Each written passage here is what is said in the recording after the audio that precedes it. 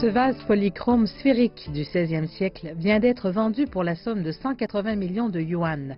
La magnifique vue de la montagne de Maoshan, créée par Fu Baoshi, a été vendue 186 900 000 yuan. Et le Sutra du cœur, une écriture bouddhiste populaire, écrite par le calligraphe Cao Mangshu de la dynastie des Song, a rapporté près de 191 millions de yuan lors de la vente aux enchères d'automne de Poli le 17 décembre. Un bol Qinghua bleu et blanc du XVe siècle est allé chercher 204 millions de yuan. Fleur en 12 rouleaux du défunt maître de la dynastie Qing, Wu Changshuo, a été vendu aux enchères pour 209 300 000 yuan.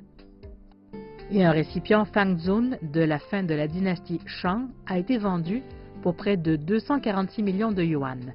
L'objet de bronze fabriqué entre le XIIIe et le XIIe siècle avant Jésus-Christ présente des créatures mythiques accaparant ses 4 épaules. 248 millions de yuan, c'est le prix d'un godet émaillé pour laver le pinceau de couleur bleu ciel. C'est un exemple de la perfection de la porcelaine roux, l'un des 5 grands fours chinois pendant la dynastie des Song. 6 dragons du peintre Cheng Rong au XIIIe siècle ont été vendus pour 323 500 000 yuan. Ils faisaient partie des collections d'art chinois que le musée Fujita d'Osaka s'est mis sous le marteau à New York.